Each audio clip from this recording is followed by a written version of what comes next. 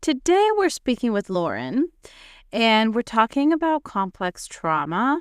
We're talking about the very subtle trauma that is under the surface of being a high-functioning, high achiever that seems to have all their shit together, that seems to be totally fine and functional, and suddenly you discover all this survival mode energy beneath the surface. How does that feel in the body? What does that look like? How do we heal it? This is what this conversation is about.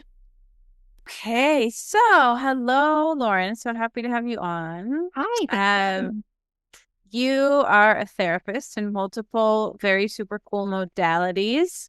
Can you share with us how you kind of got into that, and also what is it that you do? yeah. Therapy, it's something I always wanted to do. My grandfather was a therapist, and so I felt like from a pretty young age, I resonated a lot with him as a person and thought his work was really interesting. And so that was always the goal. And then when I got to the point of going to college and applying for schools, I got really overwhelmed by the amount of time that it would take to get a degree in psychology or counseling and how much money that would cost. And so I switched my major to criminal justice, thinking I could kind of do the same thing and it wouldn't take as long. And my mom was in that field and loved it. And it's kind of funny because in undergrad, I got a internship at a juvenile detention center. And it felt like, just in comparison to the other staff and interns there, I felt so out of place because all I could see was how much trauma these kids had.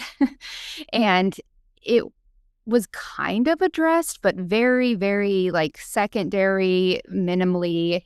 And that bothered me so much because I just wanted to understand behaviorally more like how they got there, more so than what they were in there for.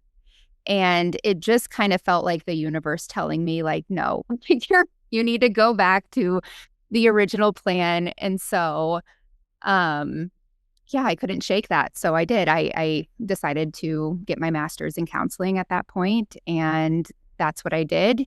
And I just so happened to end up in a lot of settings through my internship in graduate school and jobs that had a lot of trauma-based environments. And it just kind of bloomed into what it is now.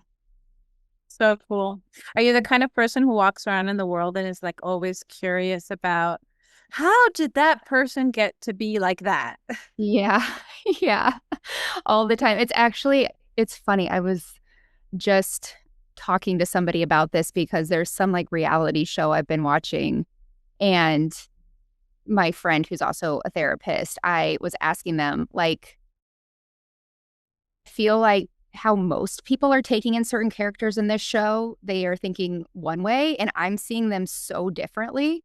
And I was like, is that a therapist thing? And she's like, I see that too. And so we were talking about like even watching TV sometimes, how our brains are looking for like the micro things or their past or what's their story or why did they respond that way. I don't know if it enhances the experience or ruins it. It may be a little bit of both, but it's by cross to bear, I guess. That's 1000% my brain.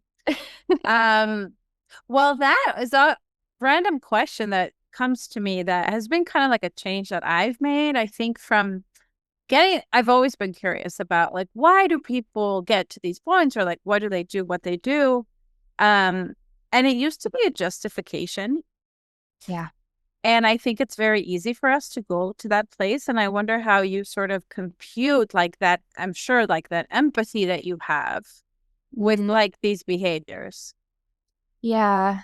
Yeah. I think maybe partially because I started in the criminal justice space.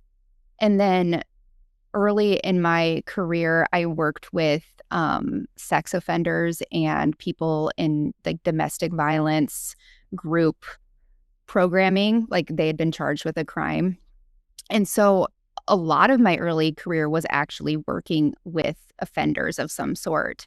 And so it was interesting to see trauma through that lens because I don't know, it gave me such a different perspective because there are all these reasons that I believe people get to the point where they're doing what they're doing, and that impacts the way they treat other people and their sense of empathy and how they move around in the world. And so I guess it's more for me, I see it as a structure of there's these building blocks and these reasons for why people act the way they act or see the world the way they do. And that's really just a small part of it because then it's like, what are they going to do with it? Like, because not all those people could take accountability, but many of them could, you know? And so um, I think, though, going into that work, especially working with that population, if if somebody is sitting across from them, a professional, a therapist, a counselor, whatever, and I think looking at that person as an offender, as what they did, as their actions, it's very easy for that person to shut down. And it's harder, I think, for them to get to the point of actually doing the work to understand and be able to really accept the accountability and the change that comes with that. And so, yeah, I think it's just, I see people as people, and I think anybody is capable of changing and getting to that point if they're given the tools to get there. That's so interesting. I never thought about it as like empathy propels people to take accountability. Yeah, yeah, I think I don't know, can I give an example of that? Yeah, that would be Okay. awesome. Yeah, there's, something that happened when I was there that I feel like really illustrates this well, but it was when I was at that internship at the juvenile detention center, it was meal time, they were getting their trays, whatever, and, um I don't know really what happened, but a fist fight broke out and it was just chaos all of a sudden. It went from kind of calm to chaos. And there's a whole protocol in place with the staff for when that happened. And also with the juveniles that were in there, they knew that they were supposed to line up against the wall when that happened, like get out of the way, essentially let the staff go in. They had to follow the protocol to get them separated and de escalated, all of that stuff. And there was one kid who, instead of getting up and going against the wall like he was supposed to, he just sat at the table with his hands over his head, like, and he refused to go against the wall. And another staff member was yelling at him, like, you need to get up, you need to go against the wall. Like, he was doing something insubordinate, something wrong, and he was getting in trouble for it. And he just literally, like a turtle in a shell, just sat there with his hands over his head. He wasn't even a part of this fist fight, anything. Um, and I just remember observing this and thinking right there, that's a trauma reaction. Like, I don't know what has happened in that kid's life, no idea. But in that moment, when all this chaos broke out, he just automatically went into this, I would say, like a freeze mode. And he was being looked at and treated like he was doing something wrong in that when he was just reacting to whatever else probably had happened in his life. Um, and it's just that automatic reaction where then he's getting in more trouble and then he's getting punished for the way that he's acting. And it kind of creates this, I don't know, this cycle that makes it harder where I remember thinking in that moment, like, I just wanted to go up and, like, sit next to him and, like, not touch him and just kind of be like, "You're okay, like, you're safe." And, like, I get it. You're not doing anything wrong. You're not making anything worse. You're not, it's not ruining what's going on here. And I think he probably would have, I don't know for sure. Obviously, I didn't do that because I didn't know I was allowed to. I probably wasn't allowed to. But I think that even just that understanding would have maybe changed how he experienced that entire thing. And I remember thinking after that, that kid, his behaviors got so much worse. He shut down a lot. He was like refusing to participate in other things. And again, I don't know for sure, but to me, it kind of felt like he wasn't understood. No, they kind of slapped this label on him. Here's this kid that won't cooperate. And there was no getting past that judgment. And so he kind of just started living that out. And that's where I feel like there's those micro things, that understanding, just looking at it differently, looking at it literally through a trauma lens could have changed the entire trajectory of what happened next there. Wow, there's so much in that story. I feel like shame is part of Yeah. the story, and like our need to be witnessed and co-regulated, and then how like we unwind trauma, or like we can totally wind it up and make it worse and like pile on more. And Right. how did it affect you? I mean, how did you even, it is wild to me. I'm not a therapist, but it's wild to me how a lot of therapists are not trauma informed. Like that makes no sense whatsoever. How did you get, like, was trauma part of like your study? Did that story make you go and study trauma? Like, what was your trajectory? Yeah, I guess that really, because that was back when I was an undergrad, I hadn't even gone to school for counseling yet. And now that I have and learned so much more about it, it's easy for me to look back on that situation and see it even more clearly. Like, I think about the kids that were fighting, there was a fist fight, and then other people kind of joined in. I'm thinking, okay, those kids automatically went into fight mode. They were, Right. they had probably no idea what we were even fighting about. They're just ready to go, right? And then the ones that quietly stood up and went against the wall are probably more in the fun mode of like, let's just do what we're supposed to do. Let's get past this, all of that stuff. And I wouldn't have had that language then. I wouldn't have known. I think that situation, it just stuck with me there. That was that stirring in my gut, I guess, of like, this is trauma, and this is nobody's paying attention to the undercurrent of what's really going on here. But I don't think at the time I probably had all the language to point to that. But I do think it sparked a curiosity in me as something of like, I need to follow this. And I think just being placed in other environments in my career where I got to see trauma from all these different angles and lenses and ages, and vicarious trauma and secondary trauma and really immediate crisis trauma to people processing stuff from many years ago, just giving me a different lens into all of it. That a lot of that was my education, in addition to obviously the schooling and trainings that I did. But yeah, I truly don't, because that is my experience, I don't understand how anybody can really do this work without that understanding. But I guess maybe I'm biased. I don't know. That's all I know. Wild. I guess I'm biased too. And your approach is like more somatic and in the body, right? I mean, I saw like IFS and somatic. So was that part of your training, or you did it after your degree? That came after my degree.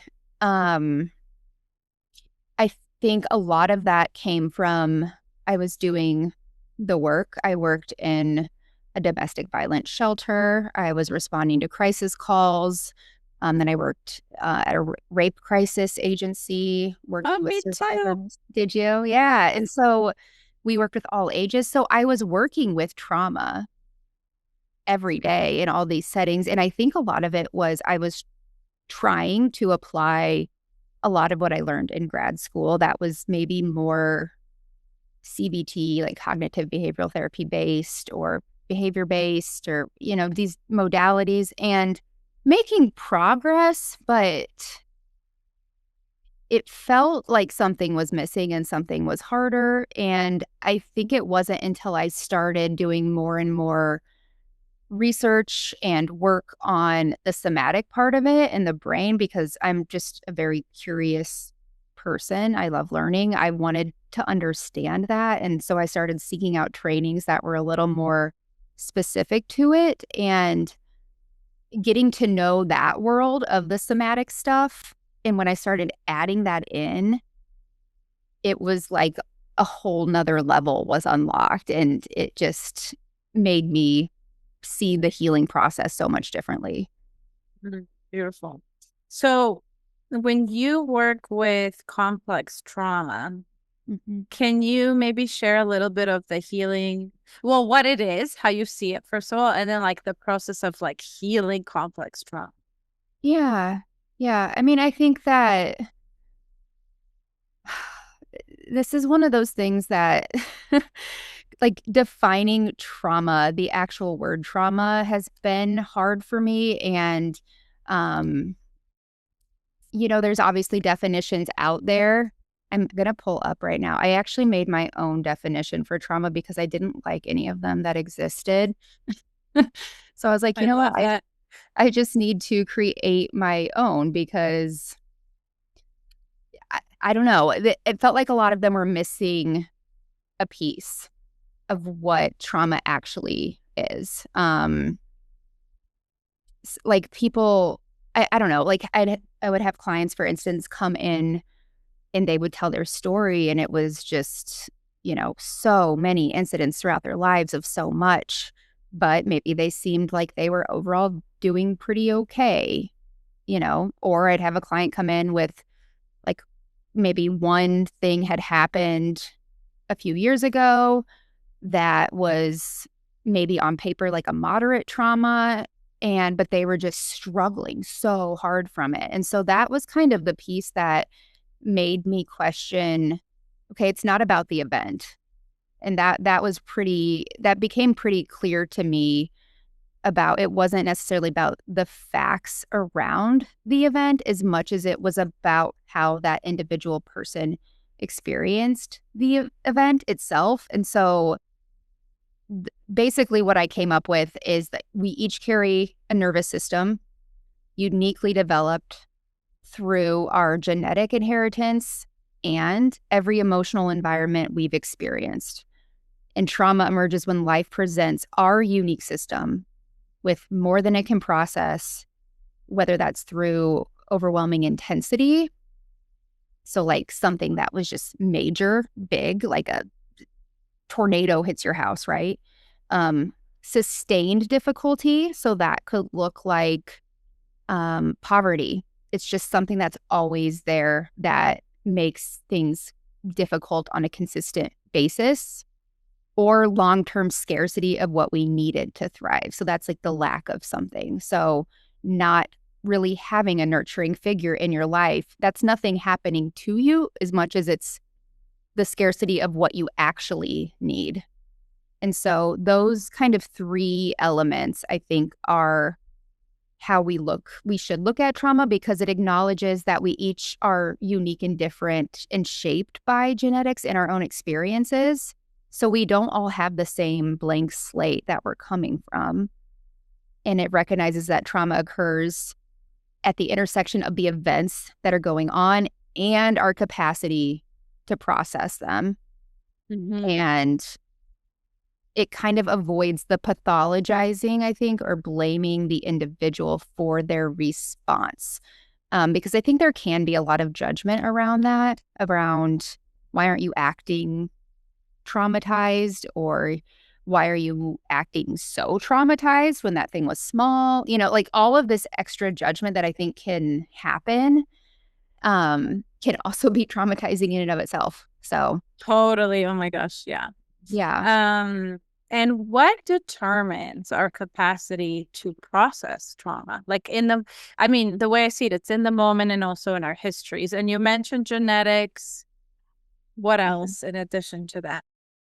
Yeah, I think those building blocks, of course, let's say if you grew up in an environment where there was a lot of poverty and food scarcity and violence, you're going to likely have a pretty traumatized nervous system. Um, and so if somebody who's living in that environment for a prolonged period of time and doesn't have many supportive people in their life, if that person gets in a fender bender, that could completely derail them. That there's already, let's say if that's their mode of transportation to get to work to make money, that could be extremely devastating, scary, unsafe, all of these things. Whereas if somebody grew up in a stable environment and they had their needs met and they get an offender bender, that could be oh, bummer, right? Like it's Totally. the same event could be completely devastating to one person and to another. I think also you have to look at the events even in that day, right? Like if somebody grew up in a stable and secure environment and had low stress in their life, but maybe they just got out of a long-term relationship and were struggling with emotions around that and contemplating changing their job because they're having really low performance at work recently since this breakup. And so they're not sleeping well. And because they're not sleeping well, they feel really fatigued and kind of sick. And that's what's happening that day that they get in the fender bender. Like that's going to impact them differently. Right. And so it's so many things. It can be such a variety of things that goes into that. Yeah. Yeah, Yeah. totally. One of the things I've noticed in my own life that is so crazy and fascinating is like I live in Costa Rica and things are always breaking down. I mean, Yeah. constantly. And that triggers the shit out of me. Like all these like little errands that I have to do or people coming to my house to like fix stuff where other people are like, "Oh, it's so nice. Like people come to your house to fix stuff." And I'm like, no, like that is very triggering. So it's really interesting and it's a pretty consistent trigger. So Yeah. yeah. Yeah. Yeah. And what about complex trauma? Like what sort of is different or characteristic of that? Yeah, I think again, it's with that caveat of that can look different for different people. A lot of the definitions I've seen about complex trauma is more about when there is more layers, when there is more incidents. So in that fender bender example, like somebody who grew up in that unstable environment with, poverty and food insecurity, that would be more of a complex trauma client, I would say, because it's not just about the fender bender and all of the stuff that caused for them, but really also digging in deeper to all those other layers that go underneath it. Um, so yeah, I think when I think of complex trauma, it's almost like the more layered something is, the more complex it is. That being said, I think that's not always obvious. I think there are many people, for example, that grew up in really unstable environments with low supports that coped with that by learning to be really independent and keeping their emotions inside and maybe being really successful and being really productive and creating this new path for themselves. And so outwardly, they may look like they're thriving and they have it all together and that they're doing great, but there could be so much complexity under that too. And so I guess I'm always having to like disclaimer everything I say with something because it is so complex that you can't necessarily tell by looking at somebody where they fit. It's totally. And it reminds me of those kids you described that just like went to the wall in a fawn response, like, oh, I'm good. I'm following the rules and I'm fine. And can you share a little bit of like the experience? Because actually, I think a lot of my audience and a lot of my clients are people that externally seem like really functional, really good, but there is a lot going on under there. Yeah. Can you share a little bit about that? Yeah. Yeah, definitely. I mean, I think I shared before we started recording, but a lot of the population that I work with too is other therapists. And it's really interesting to me because I think sometimes people get into this type of work, whether it's therapy or another adjacent career path, because they have such an understanding and empathy because of their own experiences. And so they are able to really empathize with others and hold space for them, and they understand what they're going through, and sometimes very outwardly um, efficient and successful and doing all these amazing things. But sometimes that comes from they needed that to survive. They needed to be the person in their system that would swoop in and help, or that had it all together and didn't add to the chaos, or, would be high achieving and get those good grades to because it felt like their family maybe looked at them with some admiration, and that felt like a lightness in an environment that wasn't very light. It can look so many different ways, but um yeah, I think a lot of times those high achieving people, I always want to get curious about where that comes from, you know, because obviously it can exist without trauma, but sometimes that is the thing that helped them get through. And I think when that is the case, it's harder for people to recognize how that might still be impacting their day to day life now in a negative way, if it's always been something historically that has been looked on as a positive thing about them, a positive trait, something that they get praised for, that they're valued for, to see those things as also trauma responses can be really destabilizing.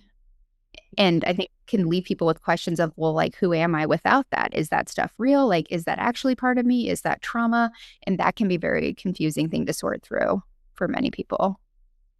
Yeah, I definitely identify with that. I had a professor in college, bless her. I will always be grateful. And I think it was like one of my last classes, and I had to read every single book on the syllabus, every single book. And I was like the last person in the room taking this test. It was like a written test. And we wrote essays, and I handed in my thing, and she's like, I just want you to know that you don't have to write this much. And I will probably give you an A plus, but I will also give you an A if you wrote less. And I was like, whoa, like that hit me, it was like a light bulb moment. Like, oh wow. So if these people are so good, like on the outside, they're successful, they're functional, all is well, like why do we even have to like talk about this or bother them? Or like, why is this even a problem? Yeah, well, I guess that's up to each individual person if they want to see it as a problem. But I do think these things end up creeping into their life in some way, right? Like it takes a lot of energy to put all of that pressure on yourself or to present yourself in a certain way outward. And so I think a lot of times when I work with clients that have that experience, there's usually something like a really heightened anxiety or a depression or OCD sometimes, or I don't know, like even like relationship patterns, like maybe letting someone in and trusting somebody or letting their guard down is really hard. And so they feel maybe lonely because they don't feel like they have authentic friendships or relationships, all sorts of things where it in some way, shape, or form, this is getting in the way of how they're wanting to live life or holding them back in some way. And in order to really heal from that, I think it takes really deconstructing, like, what are the trauma responses and the patterns of behavior that you built to protect yourself? And what are the things that are authentically you, and where are the defenses? And how can we really figure out how you can live your life without needing to rely on those things? Because you're not in an environment anymore that you have to do those things. Or if you are in an environment where you're feeling like you need that, is that actually the case? Or is that your perception because of old stuff? Looking at everything through all these different lenses to really figure out how to heal. Beautiful. And they are in survival mode. I mean, their body is Yeah. through that overachieving, that is their coping strategy, their adaptation. What does the body of someone in survival mode like that feel like? Not great. Yeah, I think a lot of clients that I work with have some form of health or like somatic based struggle, like migraines or insomnia or chronic pain or, whatever, you name it, stuff that feels more medical, but have had a really hard time finding answers medically for what's going on or anything that seems to like last and be sustainable in terms of medical treatment. Um, that's a big one. I think that a lot of people probably don't realize how direct that link is. But, your body is moving around in the world and it takes a lot of energy to function when you're trying to hold a lot in. And that literally creates inflammation in your body, and inflammation in your body literally creates problems in your body. And it can be this huge cycle that I don't think people are necessarily always aware of how interconnected that is. Yeah, absolutely.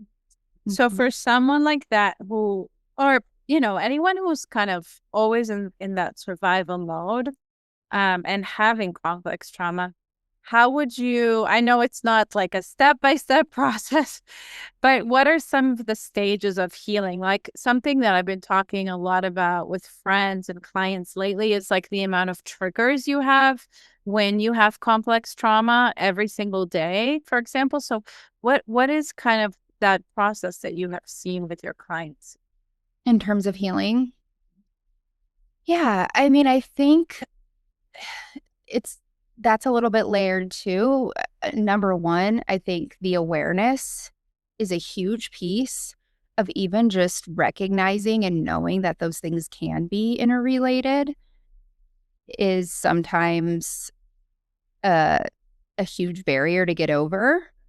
Um, because sometimes there's shame with that. Or if, they feel like I have all these medical things, I don't know what's going on, and they're trying to figure it out and they're constantly researching or talking to doctors or whatever. Like there can be so much trauma in that of, feeling like they have no control. Like there's this unknown, unexplained thing is very scary. And so sometimes being able to make sense of it in that lens can be helpful of, okay, actually there is something within my control here, or there is something that can be done about this that doesn't involve me jumping through a million hoops and trying to advocate for myself and, tearing myself apart through all of that. And because there can be a lot of shame around that as well. So that's a big And the piece. system, like the medical system, is so crazy that it's re-traumatizing. And when you said advocate for myself, like I just find that so sad that you have to do that in that system. Yeah. And it's a lot of times it's a big thing we're working through is just the trauma that comes with that, of like the money people spend on that, the time they spend waiting, and then they get in to see this specialist and maybe the specialist is dismissive and they waited 6 months. Like there's so much there that can be so traumatizing in and of itself, or like different providers making them feel like they're doing something wrong or they're not doing enough. There's so many things I feel like working with people who, like if they're in a bigger body, how it seems to always come back to that. Or if they're in a really small body, how that always comes back to that. Like so much stuff that can create all this extra shame that doesn't need to be there, that whole layer. So educating on that piece of it, I think, is a really good place to start for people, just to look at things through that lens can change how that experience feels.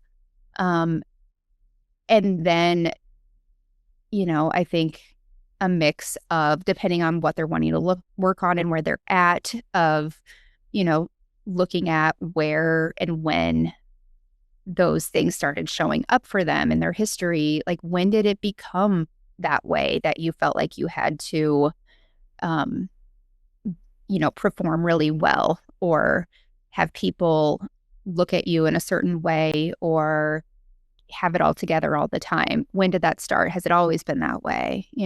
Looking at those layers, but then really adding in that somatic piece of, I think it's one thing to understand, okay, logically, this is why, and this is when it started, and this is what, happens in my brain regions when certain things are lit up in these environments when I get triggered. And okay, that's fine. You can know that, but that doesn't necessarily mean poof, it's gone, right? And so that's where the somatic piece, I think, really comes into play, and um, really noticing what is happening in your body, what's physically coming up, being able to sit with those sensations, notice those sensations, and be with them in a way that actually allows them to heal. Because I think a lot of times, especially with that person that I'm describing now, that is more of an achiever and more of a type A personality, maybe, feeling their emotions is usually harder than knowing their emotions. A lot of times those people have a lot of self-awareness and can tell me all the research and all the things, and they understand why it is, but just because you know that doesn't mean it goes away. And that's where I feel like those limits of talk therapy are what I was finding more early in my career. Of, we could talk about it. And I kind of left grad school thinking that's what you're supposed to do. You're supposed to talk about it. And the more you talk about it, the less traumatized you get. And yes, that can be helpful to a point. But, what your logical prefrontal cortex part of your brain that thinks and has memories, when you're in a really traumatic situation, that just like goes offline. You're just totally functioning in that survival mode. Like that kid in the cafeteria with his arms over his head, he probably logically knew he's not supposed to do that. He's getting yelled at. This is making it worse. But that doesn't mean he had the actual capability to physically get up and do what he was supposed to do. His body had taken over in that moment. And so that's where those things sometimes are completely disconnected, and it's about getting them back connected to each other. Yeah, totally. It's so funny. Yeah, I used to be one of those people because, well, I think workaholism is an addiction, and the addiction comes in, to overachieve because we want to suppress the emotions because they're so big. They were so big, and now they still are so big in many ways, and it feels very unsafe to feel them. So, yeah, yeah. So I think the last thing I want to ask you about is also like, what made you start your Instagram? And why do you, and this is an assumption, but why do you find it important to share about like current events and as a therapist on Instagram that are happening now in the world, in the US? Yeah. Yeah. I mean, I started it when I opened my own practice, partially out of just, I, I don't know, it was 2020. There was not a lot going on. I started my practice. I was waiting for the clients to come in. And so I was like, okay, I'll make an Instagram to kind of promote my practice and my business so people know I'm here in the local community. And that's how it started. And then it became way bigger than I ever thought it was going to be. I just really enjoyed kind of putting little tidbits of information out there, um, hopefully making it easy to understand for people and digestible and not super academic and research based and heavy, but just kind of simple. And yeah, it just kind of gained traction. So that was never really the goal. There was one video I posted several years ago that was showing like this technique using kind of like the same neuroscience that you use in brain spotting therapy to kind of uh, lower anxiety or stop a panic attack. And it's like a 20-second video, and I think it has like 18 million views or something crazy. Like it Wow. just, I don't even know. I don't know to this day, like what it is about that video that's like why it got so much traction. But yeah, that then it kind of took on a whole life of its own after that. And I think that in terms of talking about what's going on in the world and current events, that was something, to be honest, I was very skittish about early on. I would say that I definitely had a lot of patterns myself that were very people pleasing, and I just want everyone to be happy and I don't want to ruffle any feathers. And honestly, a lot of it came from me doing my own healing work around that. Um, and where that came from. But also, I think there was this element of my Instagram became this whole thing that was way bigger than what I thought it would ever be. And I literally just could not read all the comments. And I got to this point where I kind of had to be like, well, I'm going to say what I believe. And I stand by what that is. And I never want to say anything that is hateful or offensive, but I'm okay with being honest. And sometimes that made people angry, but that doesn't mean that I was saying anything wrong, and they can unfollow me and go follow someone they align with better. And that's okay, you know? And so part of it was like, I almost had no choice but to let that go. Um, but I do think the more I have been open about the things that I really value and things going on in the world, I've had, I feel like, more authentic relationships with, like, even my clients feel like they can come into my office and they have total freedom and safety to talk about certain things that are going on in the world that are impacting them, or something that, I don't know, a family member of them said that feels really hateful to them and dismissive, and they're wanting to work through that. Where I think this idea that at least I got in grad school, I don't know if that's everybody's experience, but really kind of this like blank slate, neutral person that you're supposed to be as a therapist. You're not supposed to have any opinions, and you're supposed to, like, that was kind of, I feel like, what was told to us or encouraged, that we have that. And I do think there is a place for that and settings for that. But I think that, what's really true is that these things going on around us in our community, in our world, in our families, in our politics, those things are part of those layers of the trauma, And so, yeah, I mean, like, again, if go back to the example of the fender bender, you know, if somebody is doing pretty well and, they have a good job, a good family, and all these good things are going on for them, but let's say they have close friends and family members that are undocumented citizens or something, and they're hearing all these news headlines this week and today about violence and people getting, killed and uh, deported and separated, and they're in distress from the things that are going on in the world. Like, that fender bender is going to impact them differently because these are real things going on around them that impact them. And so you almost like can't take that layer out. You can't just like put that layer away and be like, well, we'll work with all this trauma stuff that pertains directly to you only. And that stuff will just pretend isn't there. That's not how it works, right? Yeah, And totally. so you really do kind of have to look at the full picture of everything. And yeah, and so I do think it's important to me for clients to know that they're safe talking to me about any of it. And that's not to say, I have clients that I know have different political beliefs than me, different religious beliefs than me, that think differently than me, and that hasn't been a barrier.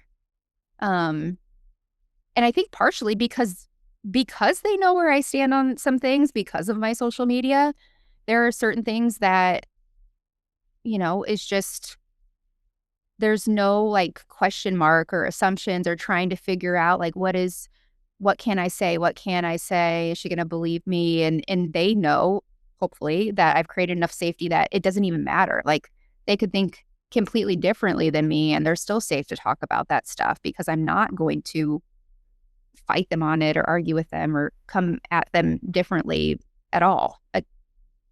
That's just, I hope that's who I present myself to be. I love that. Yeah.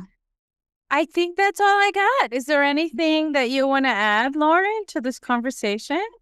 Um, I don't know. I mean, it's a lot of stuff. I think, Mhm.